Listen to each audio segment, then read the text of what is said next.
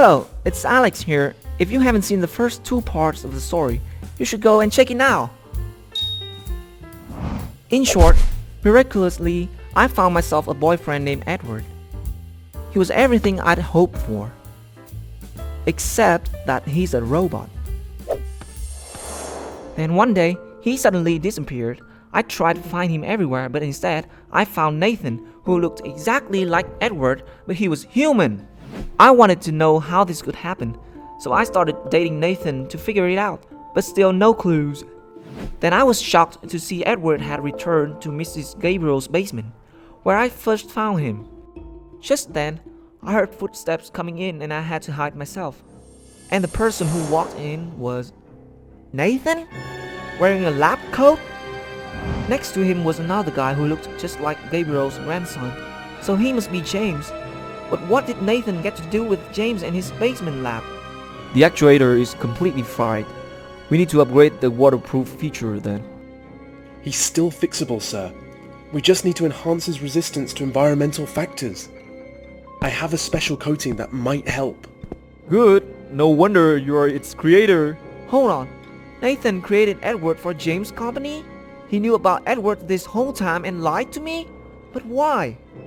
Oh, and remember to finish it before the launch this weekend.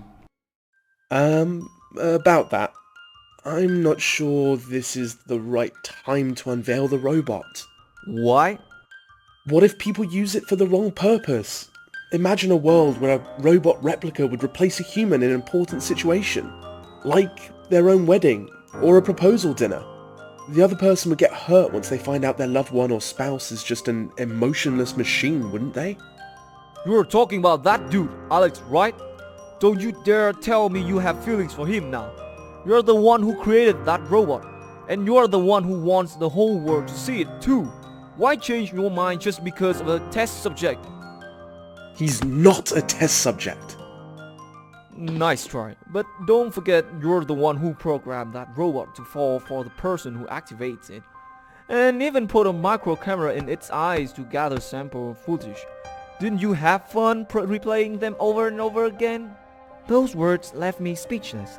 That's who I was to him all this time? Just some guinea pig to test out his product? How could he be so heartless? I tried to hold back tears, but to no avail, and worse, I accidentally made a noise. Who's there? I froze while James kept searching around. Oh, please don't come here, please. Found you, little mouse. In utter panic, I knocked him down and ran straight out of there, then sprinting headlong without knowing what was ahead. Once outside, I paused to catch my breath, thinking I'd shaken them off. But suddenly, someone grabbed my arm. Nathan? Lex, please, let me explain. I didn't want to hear anything, so I tried to push him away.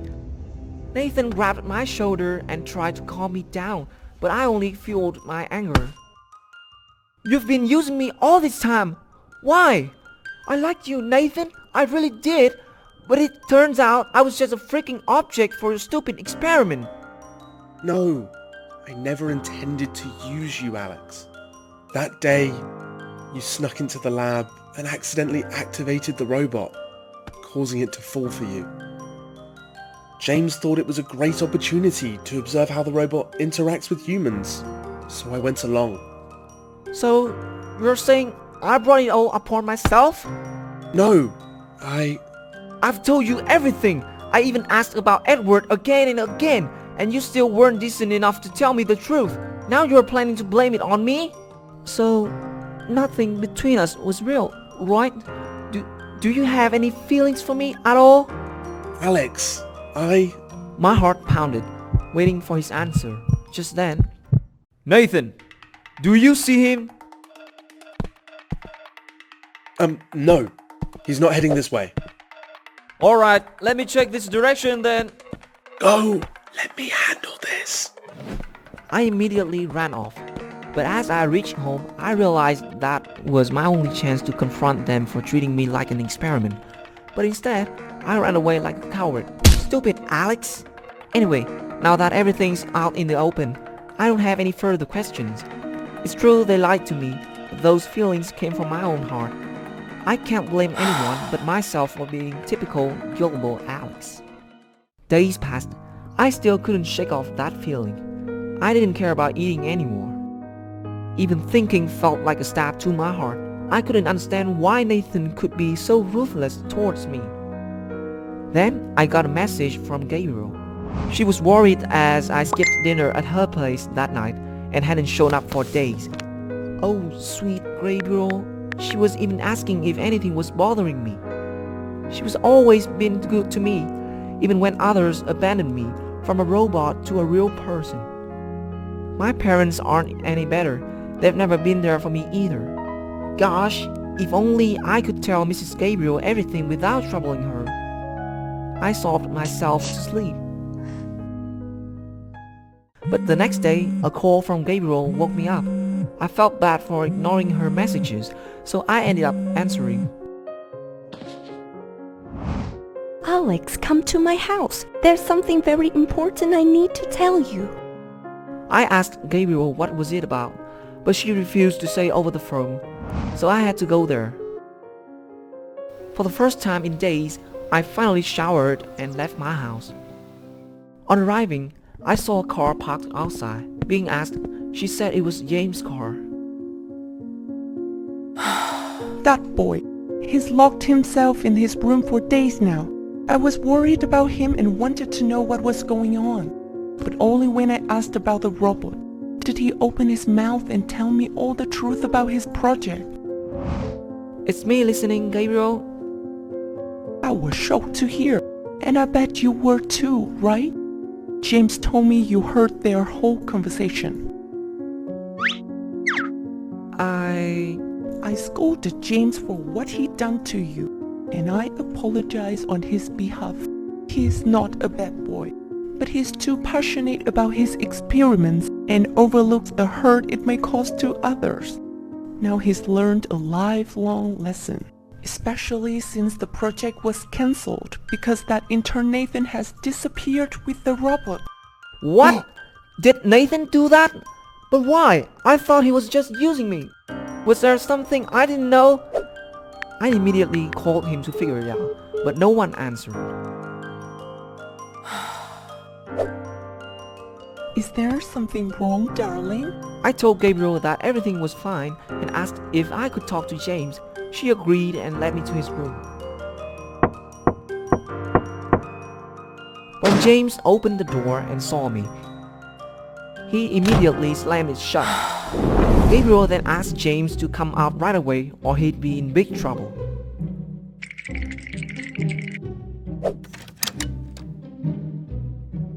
You little devil! Who taught you to behave like this? Who would have thought someone like him would be scared witless of his own granny? Then she told us to have a private conversation to clear things up. I'm sorry for what happened to you, Alex. This is my life's work. I've spent my youth building it, but I didn't expect Nathan to ball out halfway like that. Excuse me? Is that what you call an apology? Do you not realize how much I've been hurt? You have every right to be angry, but I hope you can listen to my side of the story. And I believe it's what Nathan must have felt too. He once envisioned a robot that could assist humans in difficult situations and could go to some extent of replacing them. That absolutely intrigued me. We were so dedicated to this project that when it hit a dead end, we were devastated. Then suddenly, you appeared and the robot worked smoothly again. So we decided to observe both you and the robot to see how it functioned. But things got even more complicated when you developed feelings for the robot, while Nathan started to have feelings for you. It was then that Nathan began to doubt this project was gonna mess with people's feelings instead of helping them like he wanted. So he stole the robot and disappeared. Nathan must feel extremely guilty about what happened to you. I didn't understand it back then, but my grandma's made me realize this was thoughtless of me to do that. I looked at James and could see that he truly regretted about what happened. Nathan told me to stop, but I was too stubborn.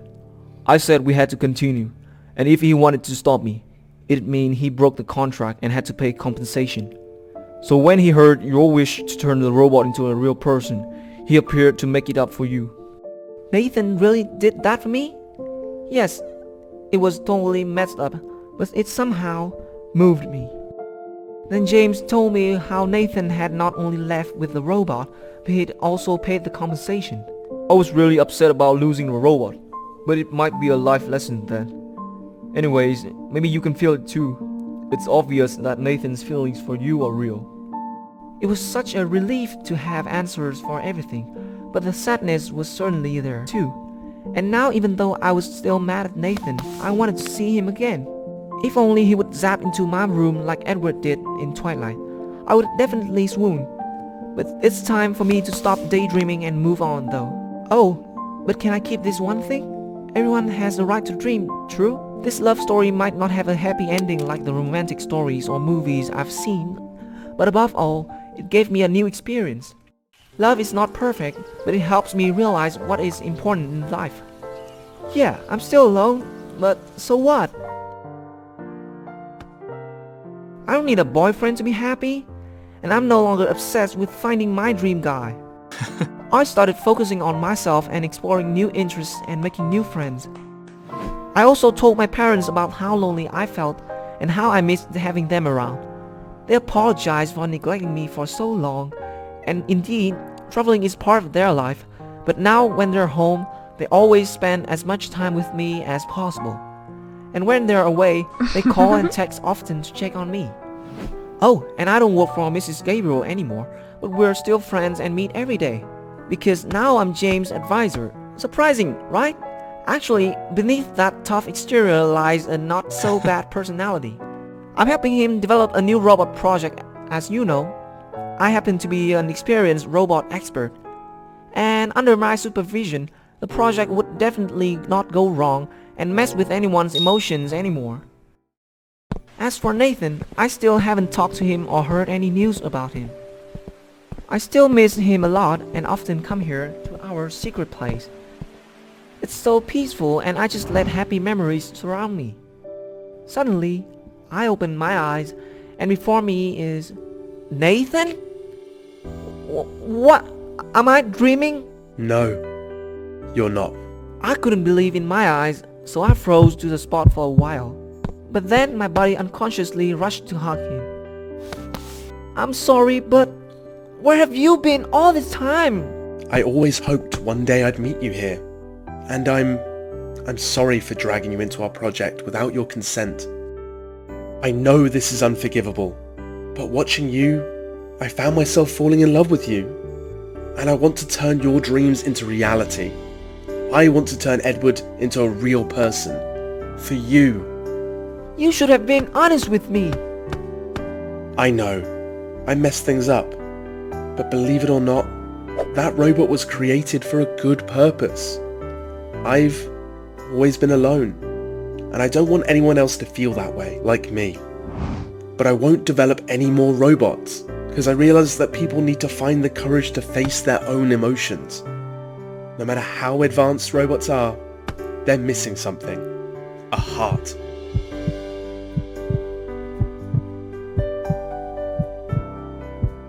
I hope you can find it in your heart to forgive me. And thank you for making me a better person. Looking into his eyes, I know his words are sincere. You have many flaws, but those flaws make you. Yes, you. They make you human, not a robot. And I accept them. 'Cause that's what love is, right? Yeah, right. So will you give this version 2 robot another chance? Shut up and kiss me now.